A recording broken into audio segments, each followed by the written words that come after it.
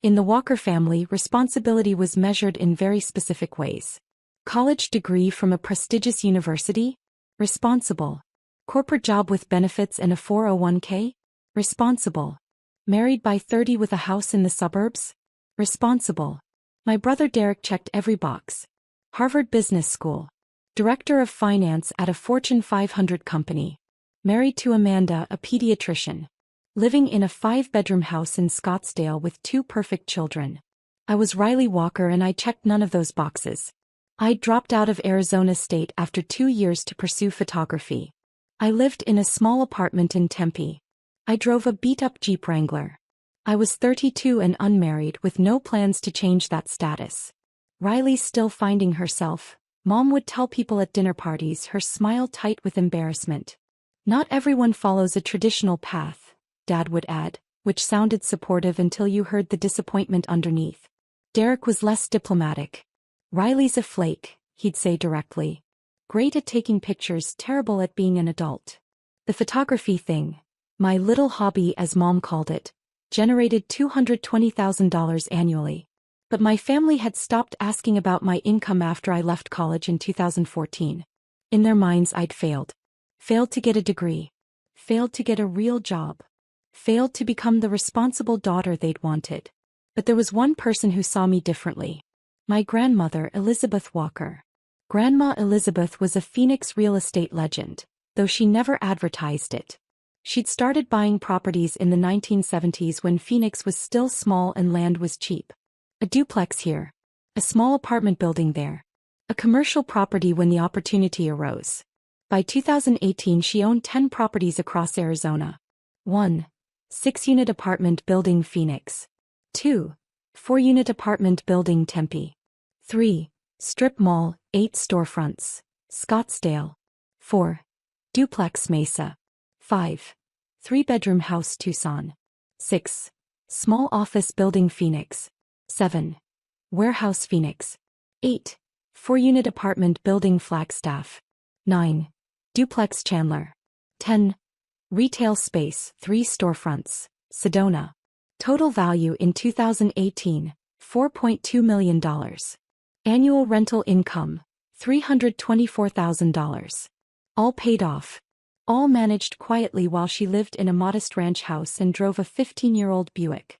The secret to wealth is that nobody needs to know you have it, Grandma told me when I was 23. Let them underestimate you. It's the most powerful position there is. She'd started teaching me about real estate when I was 19, right after I left college. Derek understands spreadsheets, she said. But he doesn't understand property. He thinks real estate is about numbers. It's about people, tenants, neighborhoods, communities. Every Wednesday for 9 years I had lunch with Grandma Elizabeth.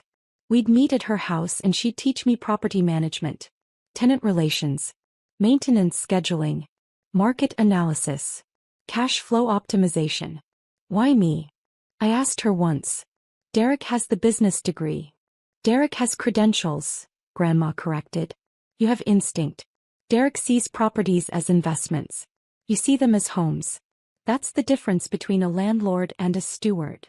By 2018, I understood Grandma's portfolio better than anyone in the family.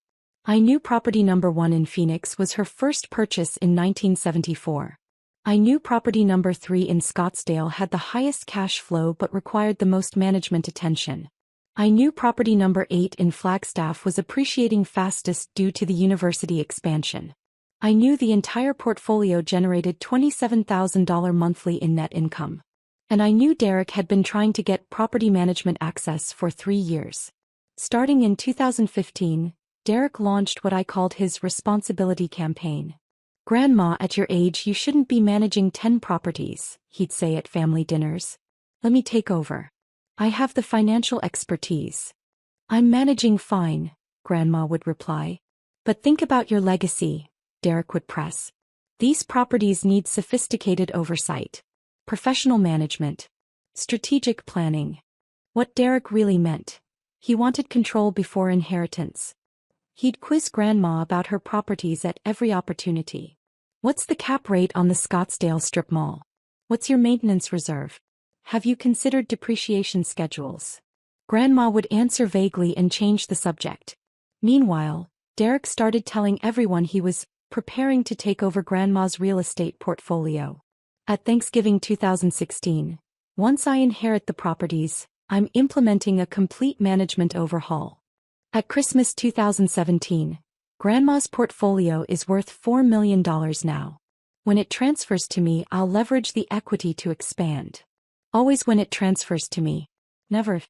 Because in Derek's mind and everyone's mind, the responsible child would inherit the valuable assets.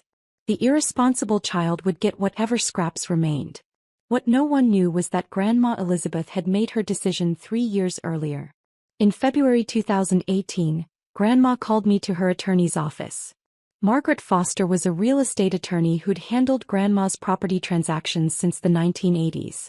Her office was in downtown Phoenix, modest and professional. "Sit down, Riley," Grandma said. I sat. Margaret slid documents across her desk. "Your grandmother is establishing an irrevocable trust for all 10 properties. The trust will name you as sole trustee and beneficiary." I stared at Grandma. "All 10? But Derek." "Derek is exactly like your father," Grandma interrupted. "Obsessed with appearing responsible. More concerned with management credentials than actual care. He'd sell half these properties within 2 years to optimize the portfolio." "But I'm not. Everyone thinks I'm irresponsible." "Everyone thinks you're irresponsible because you chose passion over prestige," Grandma said firmly. "But I've watched you for 9 years. You understand these properties. You know the tenants' names. You care about maintenance quality, not just profit margins." Margaret explained the mechanics. All 10 properties would transfer to the Walker Family Property Trust on February 15, 2018. The trust was irrevocable. Even Grandma couldn't change it once signed. "What about Derek? And my parents?" "They'll receive $20,000 each from my will," Grandma said. "Enough to make the will valid. But the properties won't be mentioned because they'll already be yours." "They're going to be furious." "Yes," Grandma agreed. "Which is exactly why we're doing this while I'm healthy and competent. No one can claim I was confused or coerced." She tapped a folder containing medical evaluations from 2 doctors confirming her mental capacity. "But why hide it?" I asked. Grandma's eyes were sharp. "Because I want to see what Derek does when he thinks he's inheriting everything. He's been angling for property management access for years. Let's see what he really wants that access for." I signed the documents with trembling hands. On February 15, 2018, 10 properties transferred to the Walker Family Property Trust. All 10 deeds were recorded with their respective county recorder's offices. Total value, $4.2 million. Legal. Binding. Irreversible. And Grandma made me promise absolute secrecy. "Let Derek show his true colors," she said. "Then when I'm gone, the truth protects itself."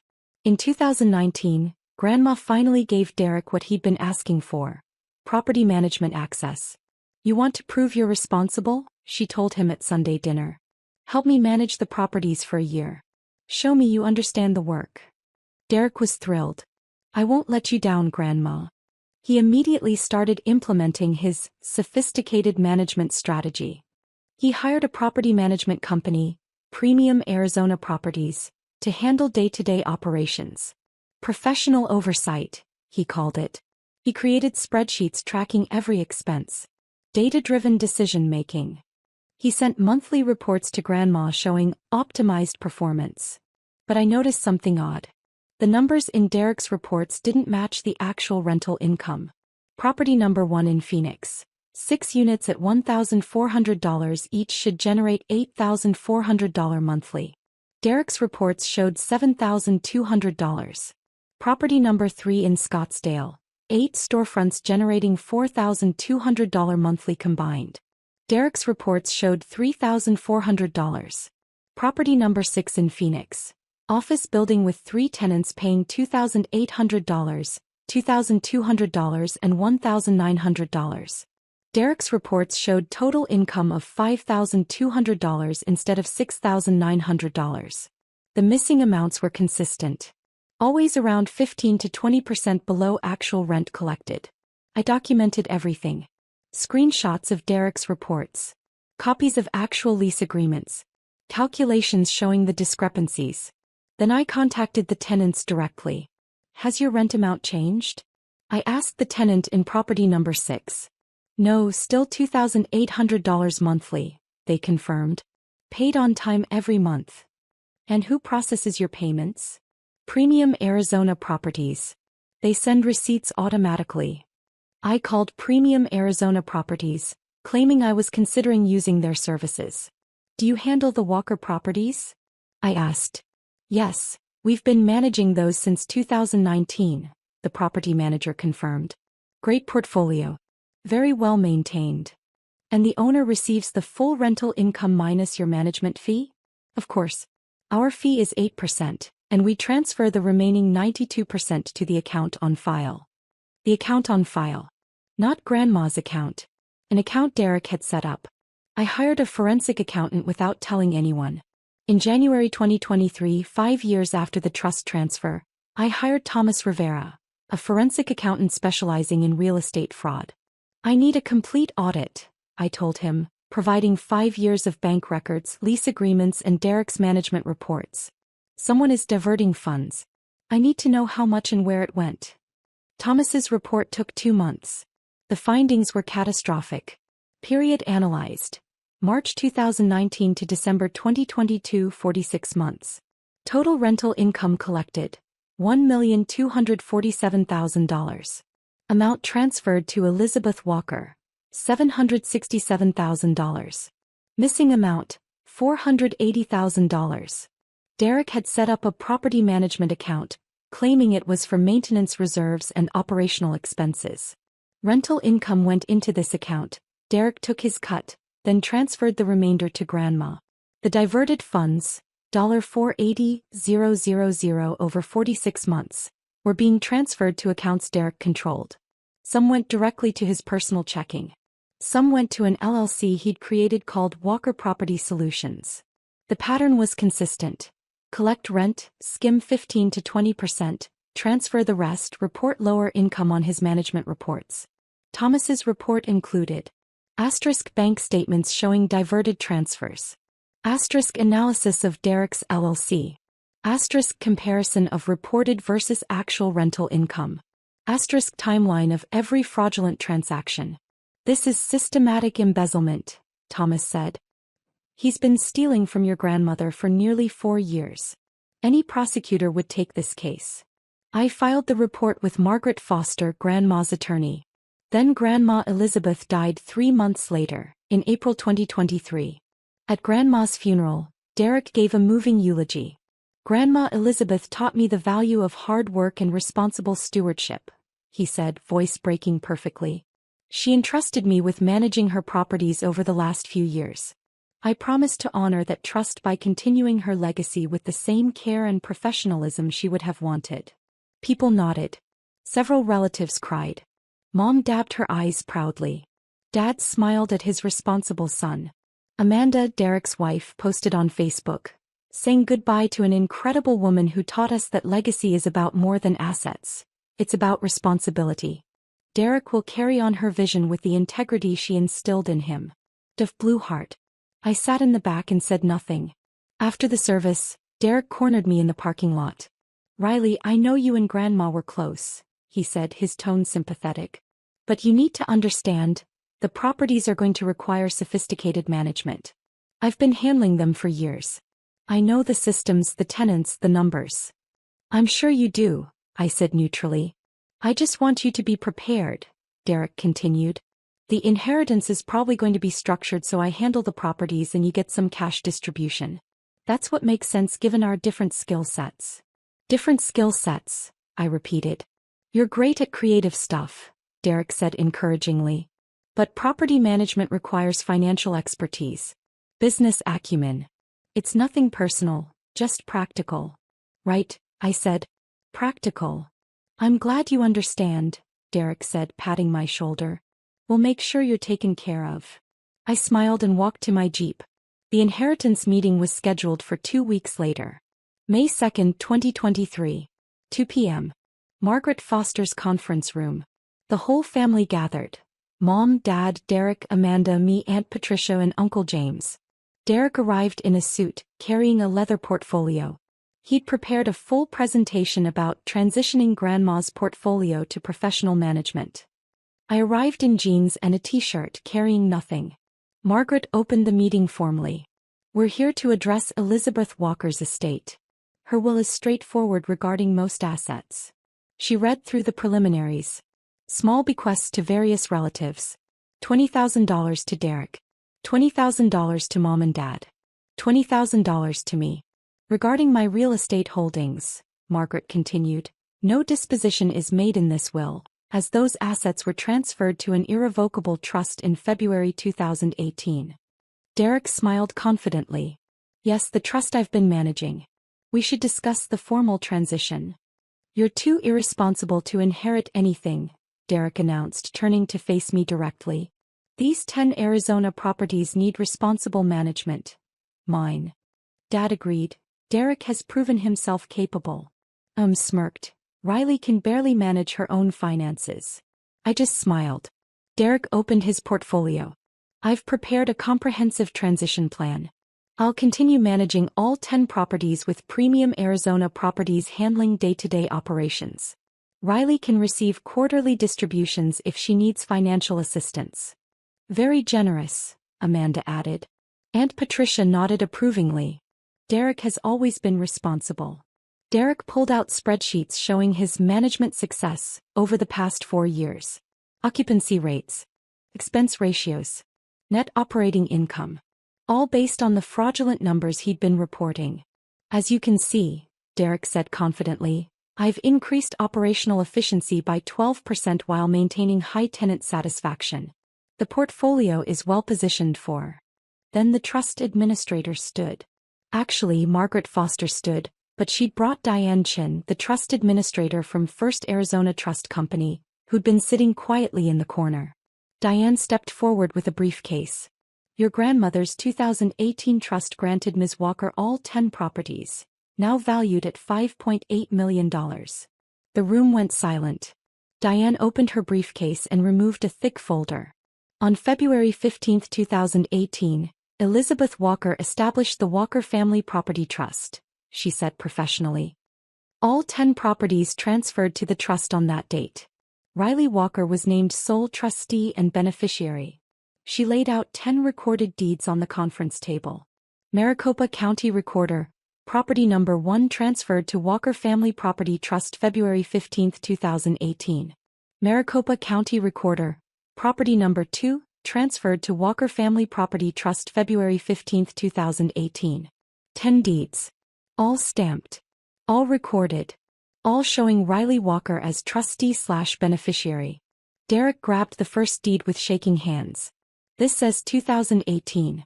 This says Riley owns. Ms. Walker has legally owned all 10 properties for 5 years and 2 months, Diane confirmed. Current appraised value, $5.8 million. The trust dissolved upon Elizabeth Walker's death. Riley now owns the properties outright. That's impossible, Derek whispered. I've been managing them. Grandma gave me access. Mrs. Walker gave you temporary management responsibilities, Margaret interjected. But she never gave you ownership rights. The properties transferred to Riley in 2018. Mom's face had gone pale. Dad's mouth hung open. But I'm the responsible one, Derek said, his voice rising. I have the MBA. I have the financial expertise. I've been managing these properties for 4 years. Then Diane added, we're also investigating $480,000 your brother claims he managed. She pulled out Thomas Rivera's forensic accounting report. During your 4 years of management, rental income totaling $1,247,000 was collected from the 10 properties, Diane said. However, only $767,000 was transferred to Mrs. Walker's account. The remaining $480,000 was diverted to accounts you control. My brother started screaming because, that's a lie. Derek shouted, jumping to his feet. I managed those properties professionally. I created systems. I hired Premium Arizona Properties. You hired them to collect rent that you then embezzled, I said quietly. Diane laid out the forensic report.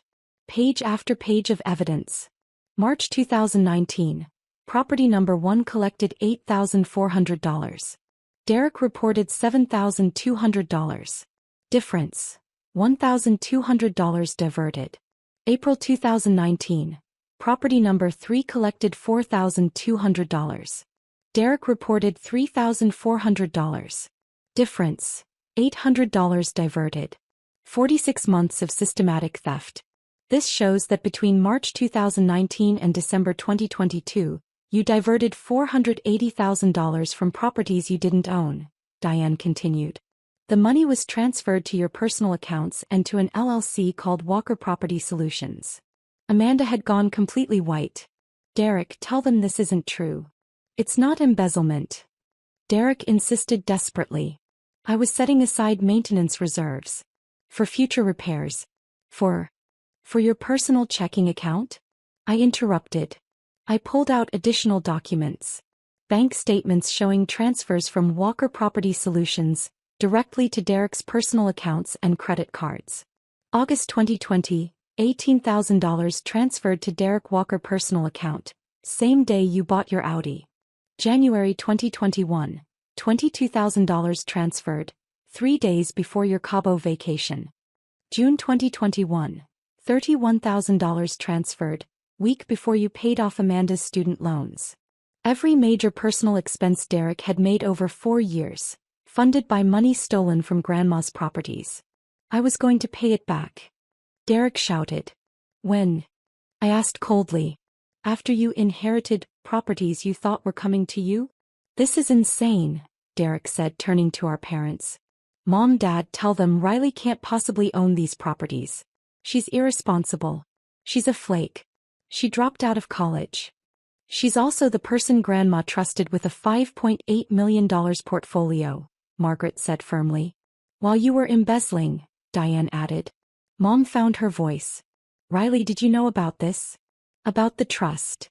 Since 2018, I confirmed. You knew for 5 years and said nothing? Grandma asked me not to, I said. She wanted to see what Derek would do when he thought he was inheriting everything. Now we know. Dad looked at Derek with something like horror. You stole from your dying grandmother? I didn't steal. Derek insisted. I managed. I created value. You embezzled $480,000, I said flatly, while giving eulogies about responsibility and stewardship. Amanda stood abruptly. I need to leave. Amanda, wait. Derek reached for her. Don't touch me, she said, her voice shaking. You stole from your grandmother. You let everyone think you were this responsible manager while you were stealing. She walked out. Derek turned to me, desperate. Riley, we're family. You can't press charges. Think about Mom and Dad. Think about my kids. I am thinking about them, I said. I'm thinking about what they'll learn from this. What do you want? Derek asked, his voice breaking. The properties are yours. What else do you want? Accountability, I said. I looked at Derek. My brother. The responsible one. The family success story who'd stolen nearly $500,000.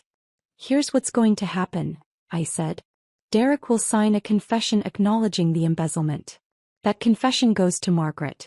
If Derek ever challenges the trust transfer, claims I manipulated Grandma, or spreads lies about how he was cheated, that confession goes to the Maricopa County District Attorney. Riley, please, Derek started. Second, Derek will repay the $480,000. Not to me, to a foundation I'm establishing in Grandma's name. The Elizabeth Walker Housing Fund to help families afford secure housing. Full repayment over 10 years. Monthly payments of $4,000. 10 years. Derek's voice cracked. That's $48,000 annually. That's 1/10 of what you stole, I said. You're lucky I'm not pressing criminal charges right now. This will bankrupt us, Derek whispered. Then you should have thought of that before embezzling from your dying grandmother, I replied. I turned to Mom and Dad. You both need to understand something. Grandma didn't choose me because I was irresponsible. She chose me because I spent 9 years having lunch with her every Wednesday, learning about her properties, caring about her tenants, understanding that real estate is about providing homes, not just collecting profits. You could have told us, Mom said weakly. And you would have done what? I asked. Pressured Grandma to change her mind? Convinced her that Derek deserved everything because he had credentials? That's exactly why she asked me to keep it secret. Dad spoke for the first time since the revelation. The embezzlement. That's real. The $480,000. Every dollar documented, Diane confirmed. Bank records. Wire transfers. Forensic analysis. I raised a thief, Dad said hollowly. You raised a son who believed being responsible meant looking responsible, I corrected. Derek spent 4 years performing competence while committing fraud. Margaret cleared her throat. Derek, you need to make a decision. Sign the confession and begin restitution payments, or Riley presses criminal charges today. Financial exploitation of a vulnerable adult is a felony in Arizona. Vulnerable adult? Derek latched onto that. Grandma wasn't vulnerable. She was completely competent. Which makes your theft even worse, Margaret said. She trusted you explicitly and you exploited that trust systematically. Derek looked at Amanda's empty chair, then at our parents' disappointed faces, then at the forensic report proving his guilt. I'll sign, he whispered. Derek signed the confession on May 5, 2023. The first restitution payment of $4,000 hit the Elizabeth Walker Housing Fund account 30 days later. But the consequences were immediate and brutal. Amanda filed for divorce 6 weeks after the inheritance meeting. I can't be married to someone who stole from his dying grandmother, she told mutual friends. The divorce was finalized 8 months later. Derek's employer, having learned about the embezzlement through the legal proceedings, asked for his resignation. Ethics concerns, they called it officially. He went from director of finance making $180,000 annually to unemployed. He eventually found a new job in finance, but at a much smaller company making $95,000. Combined with the $4,000 monthly restitution payments, his lifestyle collapsed. The 5-bedroom house in Scottsdale went on the market. Derek moved into a 3-bedroom rental in a much less prestigious neighborhood. The Audi he'd bought with stolen money was repossessed when he couldn't make payments. Mom and Dad tried calling me weekly. I answered occasionally but kept the conversations brief. You destroyed your brother, Mom said once. No, I corrected. Derek destroyed himself. I just revealed it. With the inheritance secured and the fraud exposed, I focused on what Grandma Elizabeth had built. The 10 properties appreciated from $4.2 million in 2018 to $6.2 million by 2024. I replaced premium Arizona properties with a property management company I researched thoroughly and vetted personally. Annual rental income increased from $324,000 to $428,000 through market rate adjustments and improved management. I renovated property number 4 in Mesa. $42,000 investment, doubled the monthly rent. I expanded property number 3 in Scottsdale. Added a 9th storefront, increased annual income by $50,000. My photography business continued thriving. $280,000 annually by 2024. My personal net worth crossed $7 million. I was 34 years old. And I'd built it all while being called irresponsible by people who couldn't see past their own definitions of success. The foundation I'd established with Derek's restitution payments became something bigger than punishment. The Elizabeth Walker Housing Fund started with the $4,000 monthly payments Derek was required to make. But I added $3,000 monthly from my own rental income. By 2024, the fund had grown to $242,000. We used it to help families with security deposits and first month's rent. Provide emergency rental assistance to prevent evictions. Offer financial literacy workshops about housing and budgeting. Support senior housing initiatives. 63 families received assistance in the first year. Every recipient received a letter explaining that the fund existed because Elizabeth Walker believed housing security was the foundation of independence and dignity. She built her wealth one property at a time over 50 years, the letter read. She wanted others to have the same stability and security she worked so hard to create. I visited the fund's office quarterly to review applications. A veteran who avoided homelessness because the fund covered 2 months' rent during a medical crisis. A single mother who got help with a security deposit and now has stable housing for her 3 kids. An elderly couple who received assistance after unexpected medical bills threatened their rent payments. This was Grandma Elizabeth's real legacy. Not the properties themselves, but the security they could provide to others. In November 2024, 18 months after the inheritance meeting, I received a letter. Derek's handwriting. Phoenix postmark. I almost threw it away unopened. But I read it. Riley, it began. I'm not asking for forgiveness. I'm not asking you to reduce the restitution.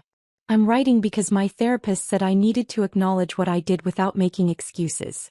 I stole $480,000 from Grandma. I spent 4 years convincing myself it was management fees or operational overhead, when I knew exactly what I was doing. Embezzling from a woman who trusted me. I told myself I deserved those properties because I was responsible.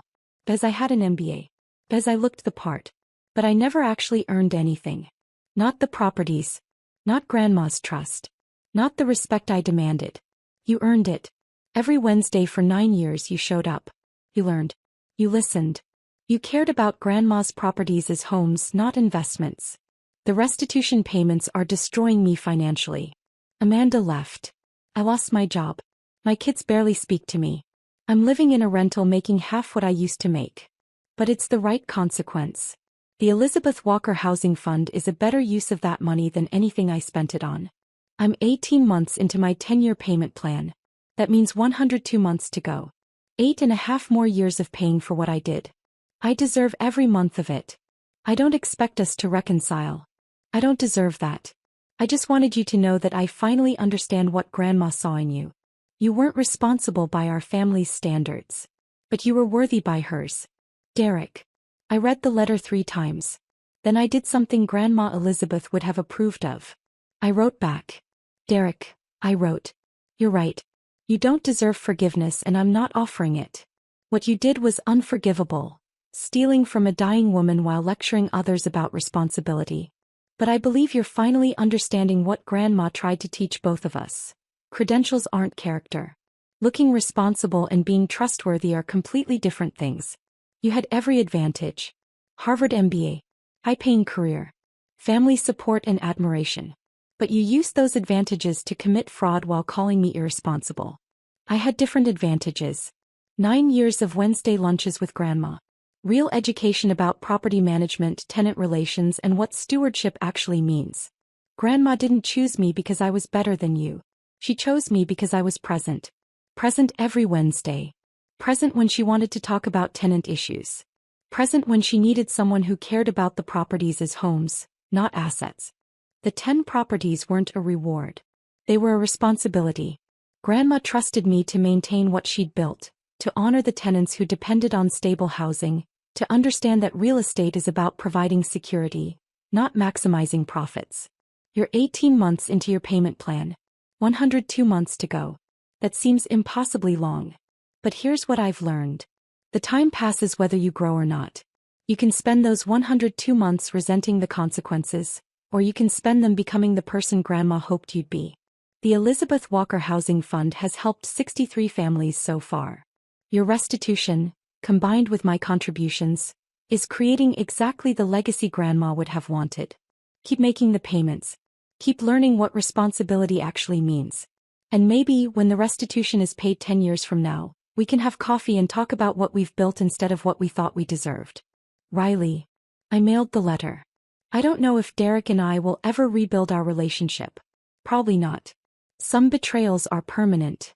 But I'd learned the most important lesson from Grandma Elizabeth's $5.8 million trust. The best inheritance isn't assets.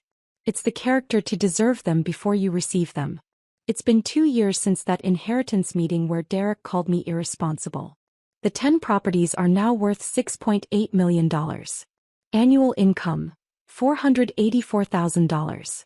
My photography business generates $340,000 annually with 2 associate photographers.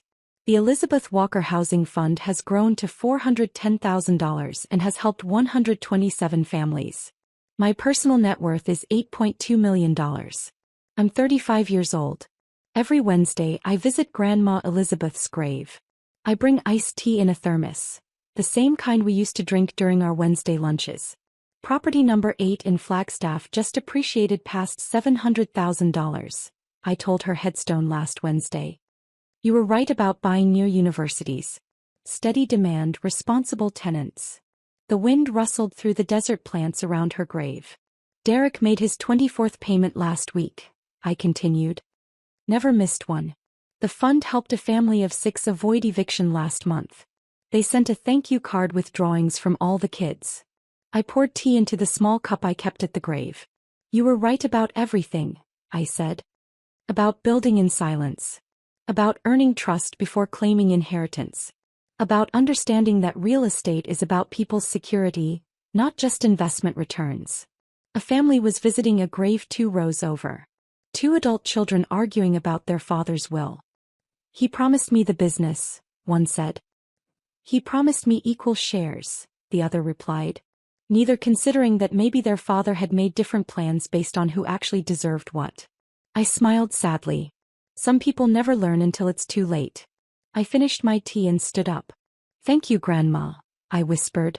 For seeing me when everyone else was seeing their own definitions of success. For teaching me that being underestimated is a gift. For trusting me with your legacy. I walked back to my Jeep. The same beat-up Wrangler everyone thought proved I was irresponsible. My phone buzzed. A text from my property manager. Tenant for property number 1 renewed lease. 5-year term. They said it's the best place they've ever rented. I smiled. Property number 1. Grandma's first purchase back in 1974. 50 years later, still providing someone with a home. That's what real estate should be. Not a resume item to prove responsibility. Not assets to leverage for personal gain. Not investments to embezzle from. Homes. Security. The foundation of people's lives. The things Grandma Elizabeth built her empire to provide. And the legacy I'd spend the rest of my life protecting. Exactly as she'd planned. While my responsible brother spent the next 8 years paying for the difference between looking trustworthy and actually being worthy.